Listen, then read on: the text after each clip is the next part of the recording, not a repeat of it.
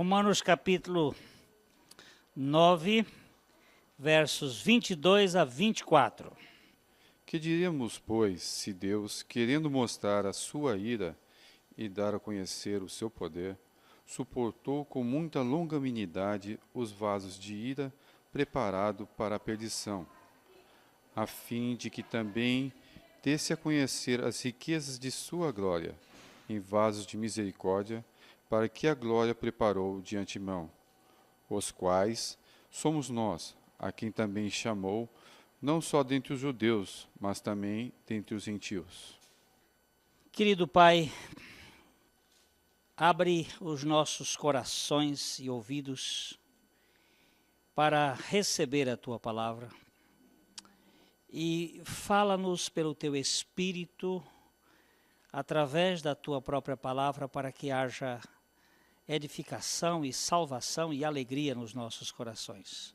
No nome de Jesus nós agradecemos. Amém.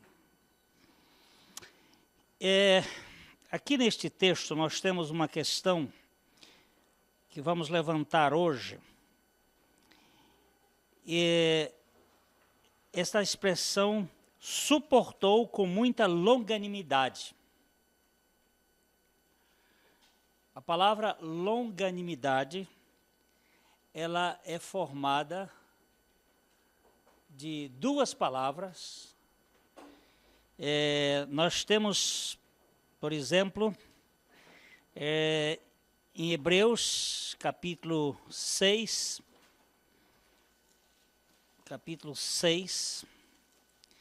versículo 12. Para que não vos torneis indolente, mas imitadores daqueles que pela fé e pela longanimidade herdam as promessas.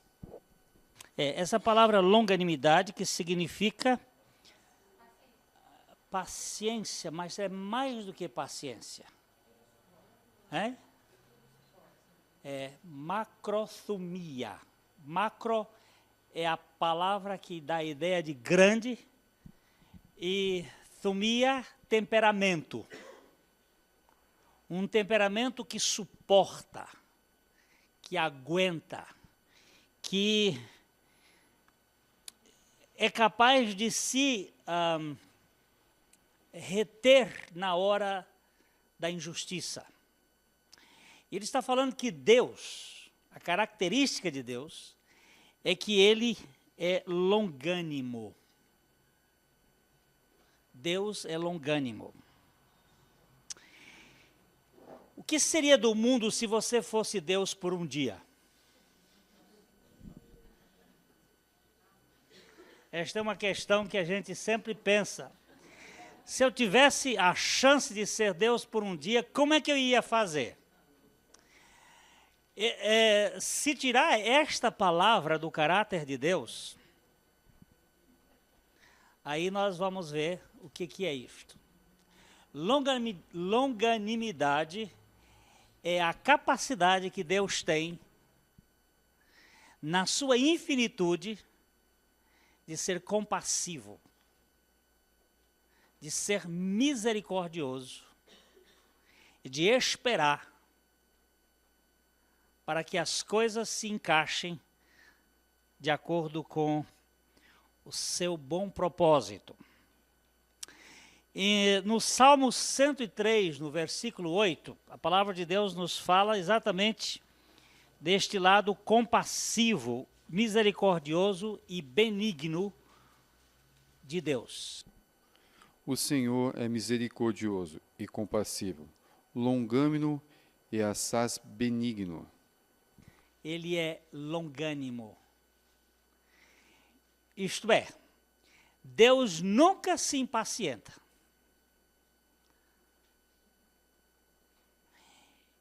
Ainda que ele se ire, e nós não vamos tratar sobre ira aqui, a ira de Deus é o termômetro da sua justiça, mas ele é sempre longânimo para com todos.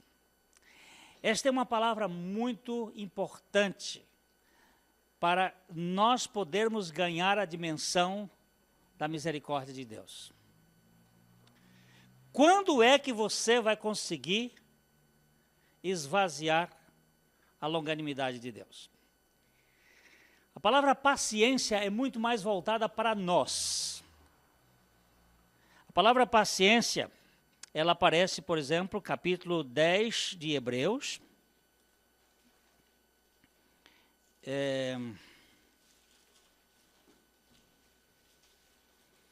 Ela aparece no verso 36. Com efeito, tendes necessidade de perseverança, para que, havendo feito a vontade de Deus, alcanceis a promessa. Paciência. O que significa esta palavra aí? É hupomene, ou hupomené no grego. Hypo é em cima, mene é embaixo. É aquilo que fica em cima de alguém. Você já pensou quando você está debaixo de uma laje? Ou de alguém que está em cima de você e você não pode sair como criança, subjugado, e você fica bem quietinho? Como uma pessoa que cai num terremoto e fica ali, embaixo daquela laje, 2, 3, 4, 5, 6, 7 dias. Só o que suporta aguentar esse tempo todo e sair vivo. Muitas pessoas não morrem por causa do peso, mas por causa da impaciência. Ela entra numa convulsão e o coração batendo, porque ele não pode sair. Esta é palavra muito ligada para pessoas, mas a outra palavra, macrothumia, que está longanimidade, é um temperamento compassivo de Deus para com os rebeldes. Deus é longânimo. Nós encontramos em Romanos capítulo 2, verso 4, uma coisa que mostra como é que Deus leva uma pessoa a se arrepender. Seria interessante ler um pouquinho os versículos 1, 2 e 3 de Romanos capítulo 2, antes de lermos o 4. Portanto, és indesculpável quando julgas, ó homem, quem quer que sejas, porque no que julgas a outro, a ti mesmo te condenas, pois pratica as próprias coisas que condena. Aquilo que mais nós detestamos em nós é aquilo que mais nós criticamos nos outros. Como nós não temos coragem de criticar a nós mesmos, nós criticamos o outro. Nós acabamos fazendo um julgamento a respeito daquela outra pessoa. É uma espécie de eco. E aí no verso 2 ele vai dizer uma outra coisa interessante. Bem sabemos que o juízo de Deus é segundo a verdade contra os que praticam tais coisas. Ele fala que, no caso da pessoa que julga o outro, vai cair no juízo de Deus. E o juízo de Deus é contra tais pessoas que praticam isto. E o verso 3? Tu, ó homem, que condena aos que praticam tais coisas e fazes a mesma, pensas que te livras do juízo de Deus? Você está pensando que você vai se livrar do juízo de Deus? Pois fique sabendo que Deus está muito interessado no seu arrependimento. Mas como é que Deus vai usar para que haja o arrependimento? Veja o verso 4 agora. Ou desprezas a riqueza da sua bondade e tolerância e longanimidade, ignorando que a bondade de Deus é a que te conduz ao arrependimento? Por que Deus ainda não fez cair um curisco, um raio na sua cabeça ou na minha cabeça, quando nós estamos julgando as outras pessoas, pensando que nós somos juízes? Por que Deus não mandou um fogo do céu para consumir? Por uma única razão. Porque Deus é longânimo. Ele é bondoso. E Ele não quer que você se envolva de tal maneira com este tipo de coisa. Ele está esperando por sua longanimidade que você se arrependa. Veja bem que o verso 5 vai dizer que não é a severidade. Mas, segundo a tua dureza de coração, impenitente, acumulas contra ti mesmo ira para o dia da ira e da revelação do justo juízo de Deus. É por causa da impenitência nossa. Vai acontecer um dia no juízo de Deus. Mas por que agora não acontece? Porque Deus é longânimo. Muitas pessoas estão... deixa como está, porque Deus não vai julgar. Não pense assim. Deus vai julgar. Mas Ele é longânimo. Ele vai esgotar até a última instância da sua existência, para que, pela sua bondade, você e eu possamos nos arrepender da nossa soberba. Deus é extremamente longânimo. Ele nunca vai se impacientar enquanto ele estiver fazendo a obra. Só no final, então vem a severidade dele, com o julgamento e o juízo. Deus é extremamente misericordioso e longânimo. E esse texto do verso 4 diz assim: ou ignoras tu, desprezas as riquezas da sua bondade e tolerância e longanimidade, ignorando que a bondade de Deus é que te conduz ao arrependimento? Você quer saber como é que você vai desmanchar a inimizade daquele que não gosta de você? É você, com paciência, fazendo atos de bondade para com essa pessoa. Vamos imaginar a sogra, que é normalmente o lado avesso da revolta. Ao invés de você entrar no embate com ela, pof, comece a comprar algumas coisas de valor, não bugiganga, e presenteie esta sogra.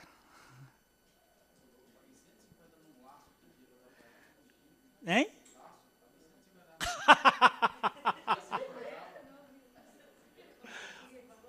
Outro dia eu paguei 150 num laço para ela, para ver se ela se enforcava, e ela não quis.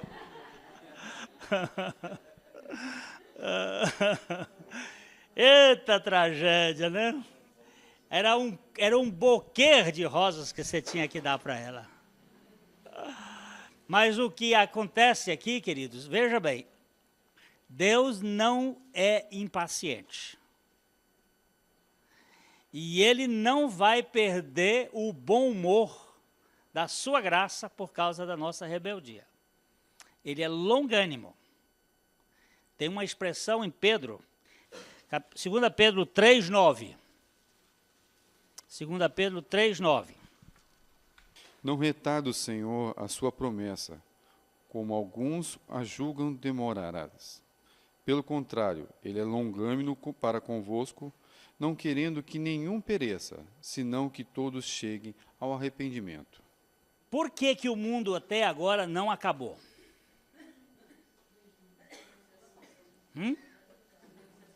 Porque Deus é longânimo, misericordioso, compassivo, não querendo que ninguém pereça, senão que todos cheguem ao arrependimento.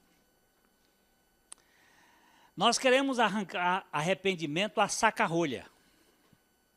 Metemos e torcemos e aí arrancamos como se fosse uma rolha de uma tampa de uma garrafa de vinho. Deus não faz isso. É a bondade de Deus, é a tolerância de Deus, é a benignidade de Deus, é a longanimidade de Deus que vai nos conduzir ao arrependimento. Quanto mais você exige de uma pessoa, menos arrependimento ela vai ter. As pessoas nunca vão ser mudadas radicalmente pelas exigências ou pela força. Usa-se uma expressão assim: aquele preso esteve tanto tempo lá na cadeia e não se regenerou. Não há regeneração em cadeia. Só há acúmulo de revolta. a não ser que aquela cadeia fosse um lugar onde se derramasse a graça e a misericórdia de Deus dentro da tolerância. Só há um modo de uma pessoa ser conquistada na sua vontade. É através da bondade e tolerância e longanimidade de Deus, que pode conduzir ao arrependimento. Eu estava falando isso lá em Cascavel e alguém disse assim, quer dizer que eu não devo corrigir meu filho? Eu disse, deve corrigir com bondade. E quando você for corrigir seu filho com uma chibata ou com uma vara, tem que ser com bondade. É? Uma pena. Deixa ele depois com pena do traseiro dele. É, Mateus? Uma pena. Mas não pense que, preste bem atenção no que eu vou dizer, não pense numa graça só de merengue. Porque a bondade em Deus, Ele nos corrige. Nós encontramos isso em Hebreus, no capítulo 12. Veja bem o verso 5. Vamos começar no 4 e vamos até o verso 7. Ora, na vossa luta contra o pecado, ainda não tendes resistido até ao sangue, e está esquecido da exortação que, como filhos, discorre convosco. Filho meu, não menospreze a correção que vem do Senhor, nem desmaies quando for ele reprovado, porque o Senhor corrige a quem ama, e açoita a todo filho a quem recebe. É para a disciplina que perseverais, Deus vos trata como os filhos. Pois que filho há a quem o pai não corrige? Qual é o filho que o pai não corrige? Qual é o motivo dessa correção? É o amor. É o amor. Deixar o filho entregue a si mesmo pode ser a maior expressão de falta de bondade. A correção tem um processo que aparentemente é duro, mas é extremamente bom. Aqui nós estamos diante do fato de que ele vai corrigir os filhos a quem ama. E Deus, na sua tolerância, ele também vai nos corrigir. Esperando a atitude do homem. Na terça-feira passada, nós falamos da soberania absoluta de Deus, ligada à responsabilidade plena do homem. E o Romeu, durante essa semana, ele deu até tentei escrever um pouco, escrevi um pouco aqui, mas não consegui tudo. Depois o Antoniel vai gravando as coisas, eu vou pegar lá. Graça eficaz. Na graça eficaz, Deus não faz uma parte e o homem faz o restante. Mas Deus faz tudo e o homem faz tudo. Porque Deus, Ele mesmo, faz produzir as nossas obras em nós. Mas nós somos responsáveis por aquilo que Ele faz produzir. O homem é responsável, totalmente responsável, e Deus é totalmente soberano. Existem as duas coisas que estão caminhando juntas. Eu não iria ser responsável se Deus não fosse soberano. Não é? Mas o que nós temos que entender é a operação da graça de Deus para nos levar ao arrependimento. A tristeza de Deus é diferente da tristeza do mundo. A tristeza do mundo produz pesar. A tristeza de Deus leva ao arrependimento. Porque qual é a diferença de qualidade dessas duas tristezas? Que a tristeza do mundo é muito mais remorso. Você foi apanhado com a boca na botija. e produz uma sensação desagradável. A tristeza de Deus não expõe em nós a nossa publicidade. Ele põe no nosso coração o peso contra o pecado que é contra ele, para que nós nos voltemos. Mas isto sempre por causa da sua bondade e tolerância e longanimidade. Stephen Covey, aquele autor daquele livro 7 hábitos eficientes para pessoas eficientes, é um livro best-seller aí de questões, como eu vou dizer, administrativas, de gente eficaz. Ele conta uma história que muitos já ouviram, de um trem, um metrô de Nova York, que vai num domingo de manhã, andando sossegado, pessoas ali cochilando, outros lendo. De repente, numa estação, entra um homem com 4 crianças, e essas crianças começam a correr, a gritar, rolar pelo chão. O homem sentou numa cadeira e as crianças fizeram uma bagunça incrível. Algumas das pessoas mais velhas saíram daquele lugar, foram para um outro lugar mais distante, e aquelas crianças gritavam e pulavam, e aquela situação incrível de desorganização, de desordem. De repente, Stephen Covey, vendo que o pai não fazia nada, virou e disse: será que o senhor podia trazer ordem a este momento aqui, pedir aos seus filhos para virem sentar nos seus lugares? Disse com elegância, mas pediu ao pai que tomasse uma providência, e ele disse: desculpa, eu estou meio passado, porque nós acabamos de sair do hospital e a mãe deles morreu há poucos instantes. E aquele quadro todo de intolerância, de irritabilidade, de nervosismo se transformou em compaixão, em misericórdia, em longanimidade. Agora, eles passaram a entender, porque nós só podemos ser longânimos quando sabemos a dor que o outro está passando. Ninguém vai ter longanimidade com a outra pessoa enquanto ela não vestir a camisa dele.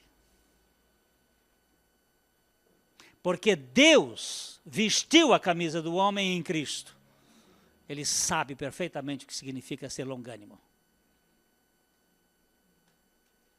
No seu sentido histórico, no seu sentido humano, porque ele sempre sabe de todas as coisas. Mas na sua humanidade, como homem, Cristo é a expressão máxima da tolerância. Eu quero que vocês me pensem, me digam aqui, o que vocês fariam se um cara lhe traísse? Lhe negasse a sua fidelidade. O que você ia fazer com ele? Aquele que você colocou todas as fichas nele, e ele negasse você 3 vezes. Quando você se encontrasse com ele, o que você iria dizer para ele?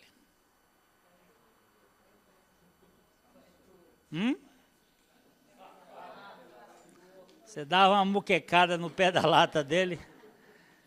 Seu safado, seu cafajeste, seu moleque.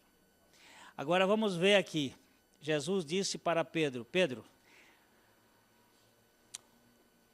eu vou para a cruz.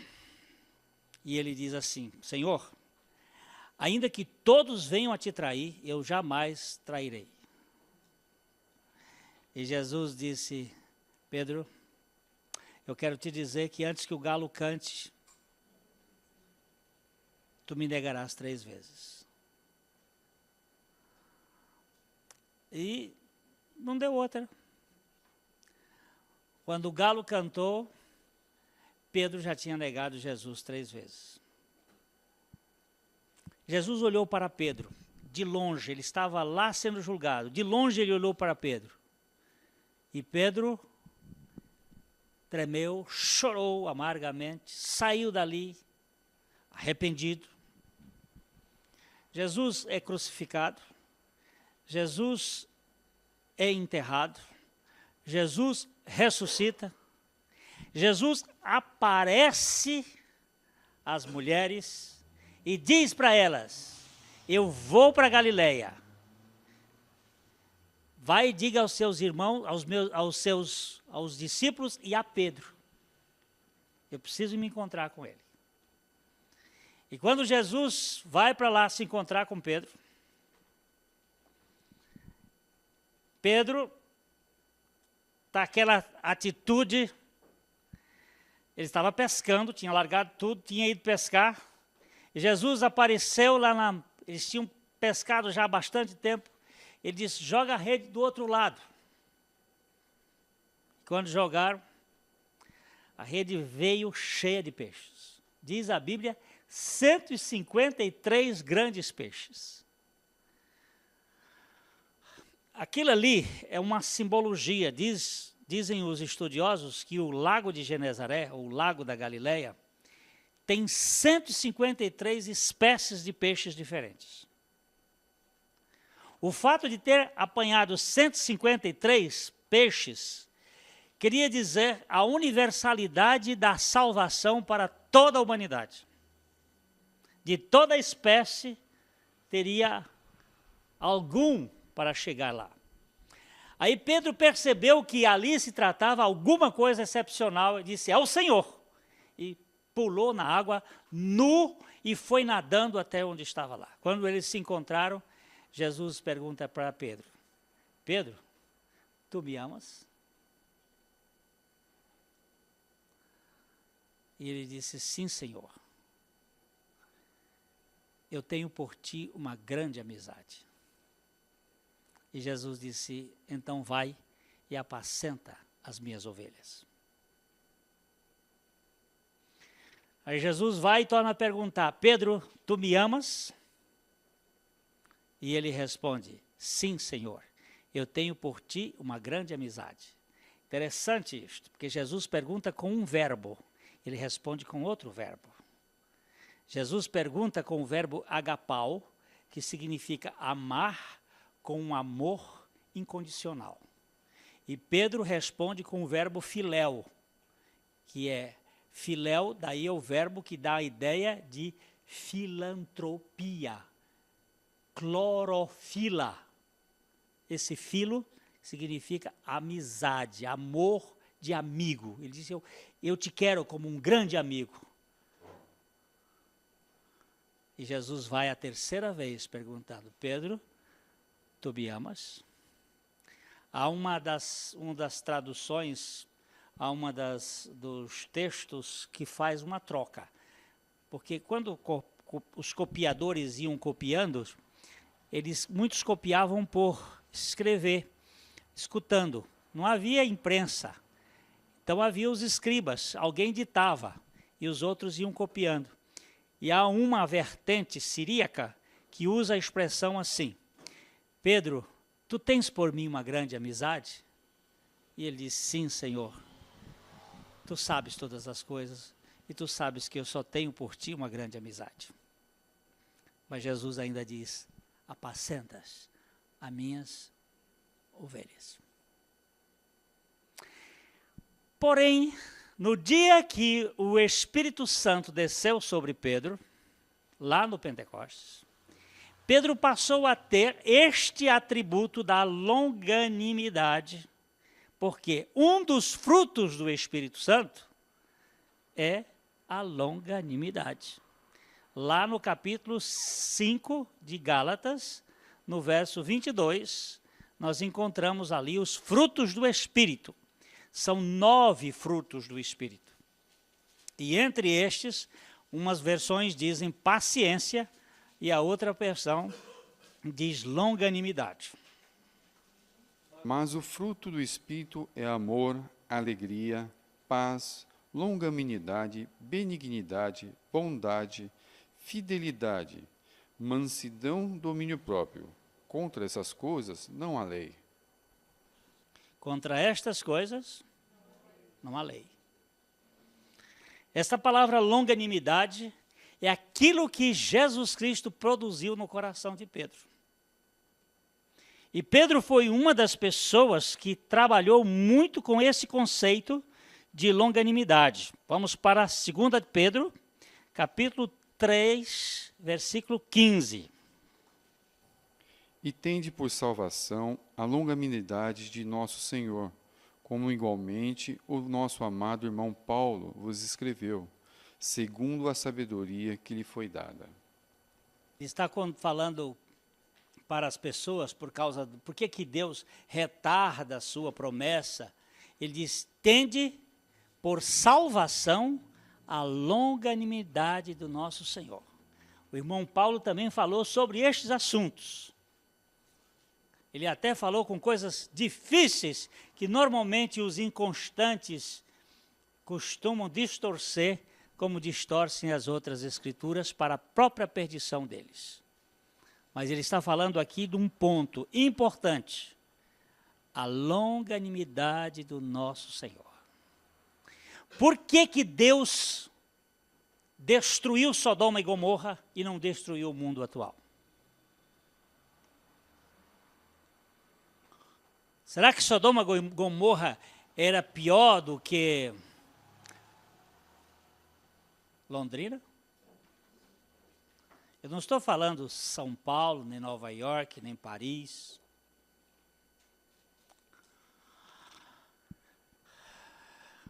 Muita coisa que acontece na cortina da noite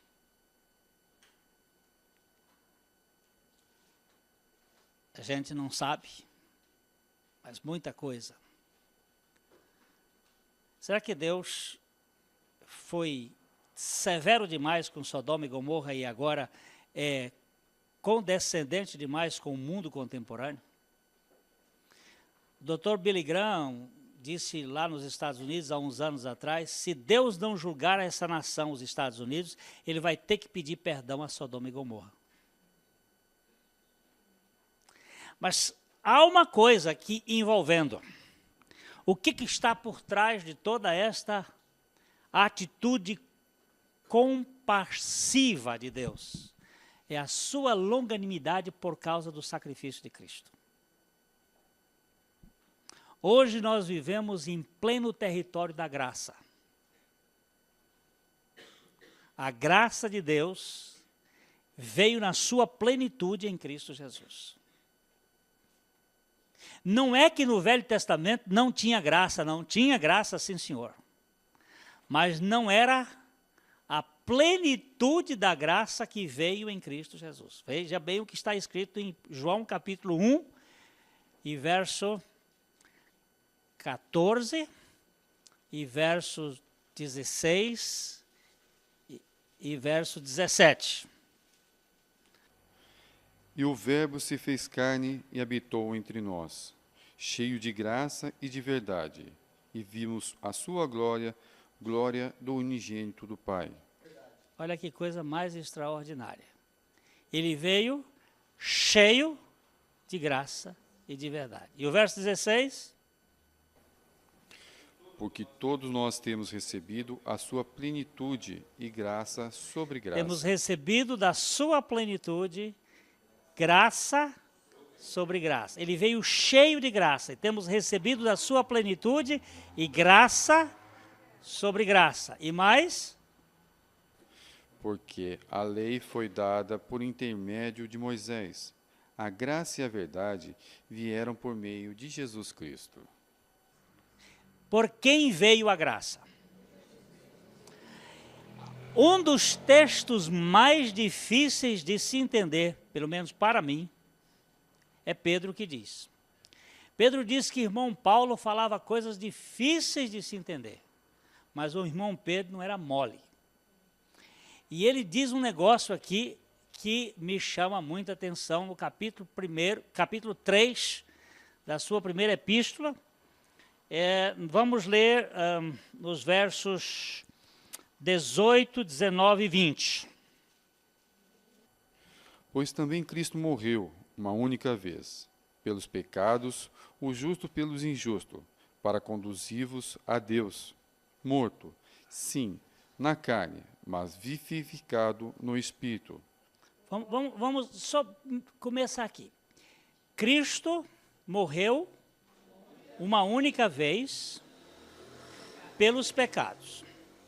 O justo morreu pelos injustos para conduzir a Deus.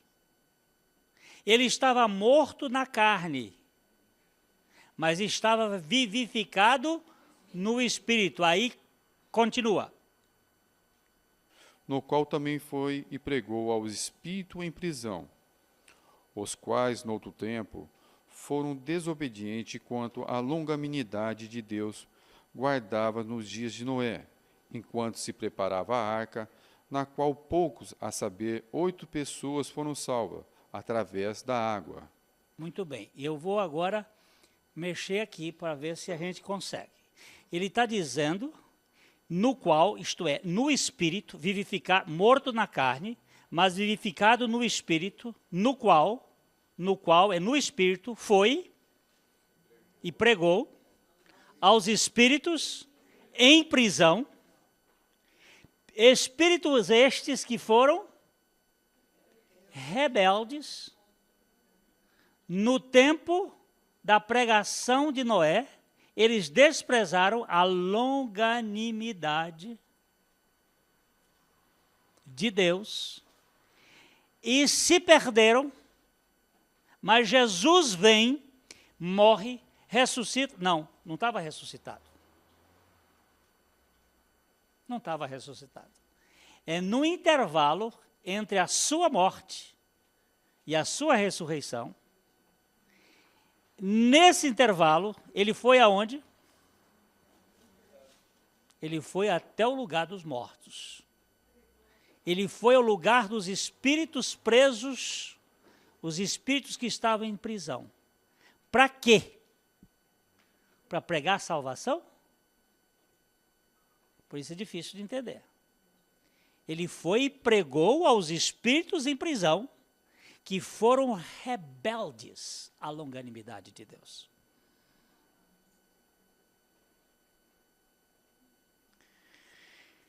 Alguns acreditam que ele tenha ido lá e tenha dito assim, olha, vocês perderam a chance, mas eu quero dizer o cumprimento daquilo que Noé estava dizendo, que era a salvação pelas águas. A salvação da arca representa a salvação de Cristo. Assim como aquela arca era o tipo de Cristo, e aquelas vidas que entraram, 8 almas que entraram, não morreram afogadas, todas as pessoas que estão em Cristo não passarão pelo juízo da condenação eterna. Eles estão salvos em Cristo. Então, aquela arca que é um tipo de Cristo, ela está representada aqui. Jesus foi não para salvar ninguém, porque não há salvação depois da morte. Mas ele veio para cumprir a justiça de Deus, e ela foi cumprida. E toda pessoa que tem chance, e na sua longanimidade, não vê a grandeza da graça de Deus e a bondade de Deus, cai num risco tremendo.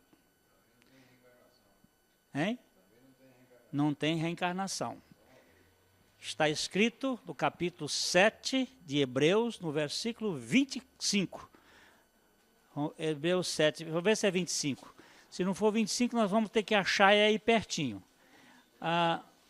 Hebreus. Hein? 9, 27. É assim como aos homens está ordenado morrerem uma só vez, e depois disso o juízo. Está ordenado morrerem uma só vez, vindo depois disso o juízo. Mas o tempo que nós temos aqui é o tempo da longanimidade de Deus operando na nossa vida. E agora, diante disto, o que é que eu preciso fazer? Eu tenho que saber que Deus é soberano, totalmente soberano, mas eu sou totalmente responsável.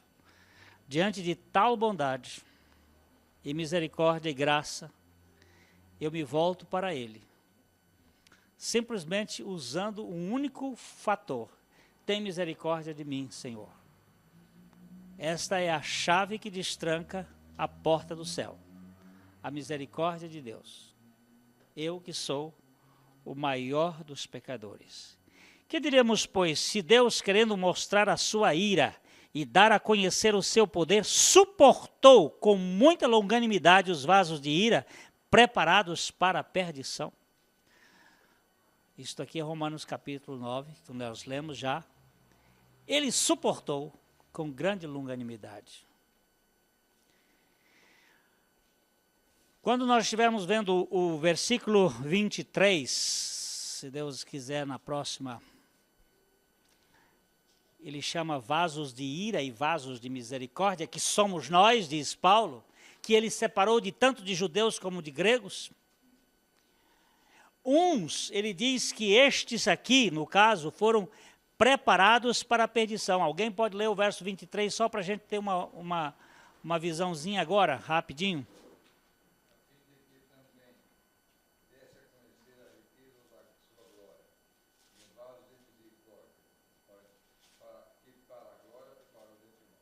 Olha, veja bem, os outros são preparados, a palavra preparados aqui significa amadurecidos. Ou seja, aquelas pessoas que chegaram num tempo, amadureceram e caiu, apodreceu. Mas os de Deus não foram amadurecidos. Ele amadureceu de antemão. Ou seja, Deus preparou para a maturidade. O outro não. Foi a vida e a rebeldia e a ira que fez com que eles chegassem ao tempo da colheita. Agora, como é que isso acontece? Diante da bondade de Deus, diante da severidade, da chuva que vem sobre maus e bons, do sol que vem sobre justos e injustos, por que que um se volta quebrantado e o outro fica rebelde? Por que que um diz, Senhor, tem misericórdia de mim, e o outro diz, eu não quero nada com esse Deus? De quem é a responsabilidade? Certamente que é do homem que não percebe o que significa a bondade. Deus suporta com muita longanimidade os vasos de ira preparados para a perdição. No livro de Salmos, no capítulo 86, no verso 15. Mas tu, Senhor, é Deus compassível e cheio de graça, paciente e grande misericórdia e em verdade. Este Deus que é grande misericórdia.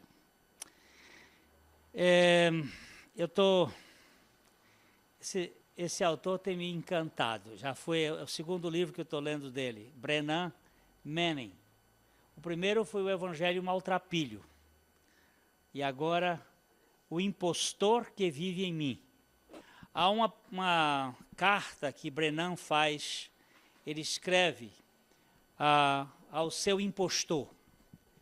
O impostor, ele cria imagens.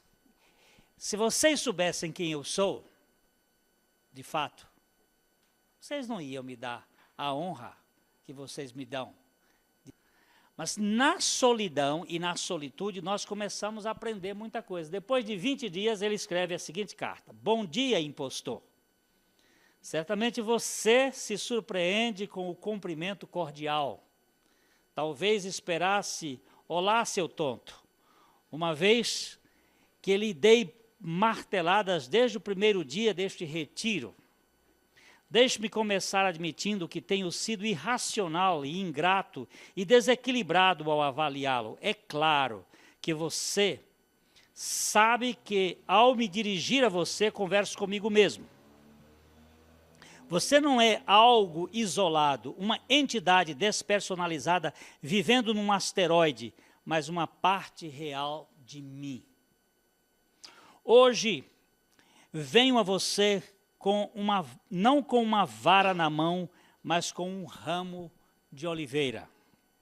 Quando era pequenino e pela primeira vez percebi que ninguém me protegia, você interveio e mostrou onde me esconder. Na depressão dos anos 30, você se lembra, meus pais estavam fazendo o que podiam com o que tinham apenas para providenciar comida e abrigo. Ele foi criado no Brooklyn, lá em Nova York, os pais passando, recessão dos anos 30, a grande recessão americana dos anos de 1929, depois eles passaram muitas necessidades e os pais não tinham outra coisa para dar para ele, senão, ele diz aqui, comida e abrigo, mas faltou proteção. Ele não diz o que foi até aqui no livro, qual foi o problema, mas ele diz que teve um trauma aos 8 anos e faltava proteção. Mas o impostor ensinou como se esconder. Naquele momento você foi inestimável. Sem sua intervenção, teria sido sobrepujado pelo terror e paralisado pelo medo. Você me defendeu e desempenhou um papel crucial e protetor em meu desenvolvimento. Muito obrigado. Aos 4 anos, você me ensinou a construir uma cabana. Eu rastejava disfarçadamente da cabeceira até os pés da cama e puxava o lençol, a coberta e o travesseiro por cima de mim, acreditando que ninguém me encontraria. Isso é coisa que criança faz, se esconde debaixo do lençol para se proteger de alguma coisa que está acontecendo. Eu me sentia seguro, ainda me impressiono como funcionava bem. Minha mente tinha pensamentos felizes, espontaneamente sorria e começava a rir escondido. Construímos juntos aquela cabana porque o mundo em que habitávamos não era um lugar amistoso. No processo de construção, porém, você me ensinou a esconder de todos e o eu verdadeiro iniciou um processo vitalício de encobrimento, refreamento e retraimento. Seus recursos me capacitaram a sobreviver, mas então seu lado malévolo apareceu e você começou a mentir para mim. Brennan, você sussurrou, se insistir nessa bobagem de ser você mesmo, seus poucos e pacientes amigos vão dar no pé, deixando-o completamente sozinho. Guarde seus sentimentos, apague suas memórias, retenha suas opiniões e desenvolva habilidades sociais que lhe permitam encaixar-se em qualquer situação. É assim que nós vivemos. Refreie os seus pensamentos. Não diga nada a ninguém. Ninguém vai ter paciência. Ninguém tem longanimidade com você. Refreie-se. Entretanto, desta forma começou o elaborado jogo de fingimento e engano. Por ter funcionado, não levantei nenhuma objeção. Com o passar dos anos, você e eu marcamos pontos usando uma variedade de recursos. Estávamos inflados e concluímos que o jogo deveria continuar. Entretanto, você precisou de alguém que lhe colocasse as rédeas, que o encabrestasse. Eu não tinha percepção nem coragem para domá-lo. Assim você continuou a fazer uma barulheira como Sherman cruzando o Atlanta, reunindo forças ao longo do caminho. Seu apetite por atenção e afirmação se tornou insaciável. Nunca o confrontei em relação à mentira, porque eu mesmo estava enganado. No final das contas, meu amigo mimado, você é pobre e egoísta. Precisa de carinho, amor e um lugar seguro para habitar. Neste último dia, nas Rochosas, meu presente é levá-lo aonde, sem o saber, você tem ansiado estar, na presença de Jesus. Seus dias de causador de tumulto são passados. A partir de agora, diminua o ritmo. Diminua bastante o ritmo. na presença de Deus, percebo que você já começou a diminuir. Quer saber de uma coisa, rapazinho? Você é muito mais atraente desse jeito. Estou apelidando-o de pequerrucho. Naturalmente, você não vai, de repente, rodopiar e morrer. Sei que, às vezes, ficará enfadado e começará a encenar, mas quanto mais tempo passar na presença de Jesus, mais acostumado ficará com a face dele e precisará de menos adulação, porque terá descoberto por si mesmo que Jesus é suficiente. Em sua presença, você se deliciará com a descoberta do que significa viver pela graça e não pelo desempenho, do seu amigo Brennan. Que cartinha gostosa. Você sabe que Jung disse o seguinte: você já prestou atenção que todo aquele que fizer a um destes meus pequeninos irmãos, a mim o vai fazer? E se você descobrir que o mais pequenino irmão, aquele mais insignificante irmão, que precisa de cuidado, de atenção, de paciência, é você mesmo. Se você descobrir que esse pequenino que Deus está falando, é você que precisa da tolerância de Deus e ser tolerante com você mesmo. Você é capaz de ser tolerante com os outros, mas não é capaz de ser tolerante com você mesmo. Você é capaz de ser longânimo para com os outros, porque a sua teomania e o seu desejo de comandar está em plena função. Mas ser longânimo com você mesmo e ter paciência até ver Deus operar, aí a coisa fica mais difícil. Nós mudamos de opinião. O que eu quero terminar dizendo é o seguinte: Deus é paciente conosco e Ele quer que nós sejamos pacientes com nós mesmos.